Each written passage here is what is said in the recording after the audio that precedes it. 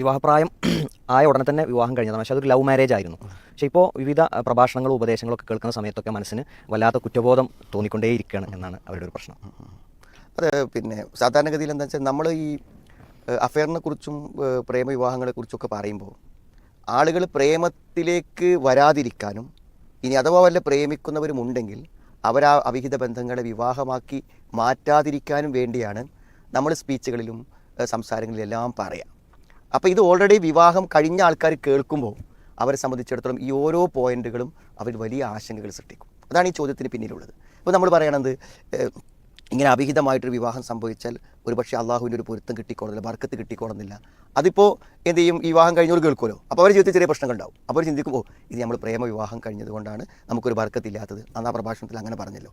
പിന്നെ നമ്മൾ പറയുന്നത് ഇവർ വിവാഹത്തിന് മുമ്പ് പരസ്പരം പല സ്വകാര്യതകളും കൈമാറിയത് കൊണ്ട് എന്ത് ചെയ്യും, ഇങ്ങനെ സ്വകാര്യതകൾ കൈമാറുന്നുണ്ടാകും വേറെ പലരോടും എന്നൊരു സംശയത്തിന് വകയുണ്ട് എന്ന് പറയുമ്പോൾ എന്ത് ചെയ്യും, അതിൻ്റെ ഭർത്താവ് അങ്ങനെ വല്ലതുണ്ടോ, അതാണോ സംഗതി എന്നാലോചിക്കും. പിന്നെ വിവാഹം വരെ ഉണ്ടാകുന്ന ലവ് അഫെയർ, സ്നേഹം വിവാഹം കഴിഞ്ഞതോട് ഒരു ജീവിതമായി മാറുമ്പോൾ ഈ സ്നേഹം ഒരു പക്ഷേ നഷ്ടപ്പെടാം. ഈ ഒരവസ്ഥ നിലനിന്നുള്ളത് നമ്മൾ ഈ പറയുന്ന കാര്യങ്ങളൊക്കെ ഒരു വിവാഹിതരായവർ അവരുടെ ജീവിതത്തിലേക്ക് ചേർത്ത് വെക്കുമ്പോൾ അവർക്കിതൊക്കെ നെഗറ്റീവായിട്ടാണ് തോന്നുന്നത്. അവിടെ നമ്മൾ പറയാനുള്ളത്, ഒരു വിവാഹം ഒരു നിർബന്ധിത സാഹചര്യത്തിൽ നടന്നുപോയി, അല്ലെങ്കിൽ മനുഷ്യന് തെറ്റ് സംഭവിക്കുമല്ലോ, ഒരു തെറ്റായ ജീവിത കാലഘട്ടങ്ങളിൽ അങ്ങനെ ഒരു സംഭവം ഉണ്ടായിപ്പോയി എന്ന് വിചാരിക്കാം. അവിടെ നമ്മൾ മനസ്സിലാക്കേണ്ടത് ഇവരാണും പെണ്ണുമാണല്ലോ. ഇവർക്ക് മനസ്സിലാവുന്നത് എപ്പോഴാണ്? വിവാഹത്തിന് മുമ്പല്ല, വിവാഹാനന്തരമാണ് മനസ്സിലാവുന്നത്. അപ്പോൾ വിവാഹാനന്തരം മനസ്സിലാകുമ്പോൾ അവർ രണ്ടുപേരും ദീനിയായ ഒരു മാറ്റത്തിന് വിധേയമാകുകയാണ്. അപ്പോൾ ദീനിയായ മാറ്റത്തിന് വിധേയമാകുക എന്ന് പറഞ്ഞാൽ എന്താണ്? ഈ തെറ്റായ കാര്യങ്ങളിൽ മാറുന്നത് ജീവിക്കാൻ തീരുമാനിക്കും. അപ്പോൾ കഴിഞ്ഞ കാലത്ത് പല തെറ്റുകളും സംഭവിച്ചു പോയിട്ടുണ്ട്. അപ്പോൾ സംഭവിച്ചു പോയ തെറ്റുകളുടെ പരിക്കുകൾ പൂർണ്ണമായും ഇല്ലാതാകുമെന്ന് നമുക്ക് പറയാൻ കഴിയില്ലല്ലോ. ഒരാൾ 25 കൊല്ലം മദ്യപിച്ചു, പിന്നെ അയാൾ മദ്യപാനം നിർത്തി.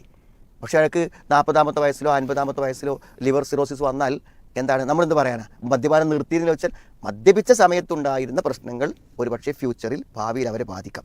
എന്ന പോലെ പ്രേമവിവാഹത്തിൻ്റെ ഭവിഷ്യത്തുകൾ അവരെ ബാധിക്കാം.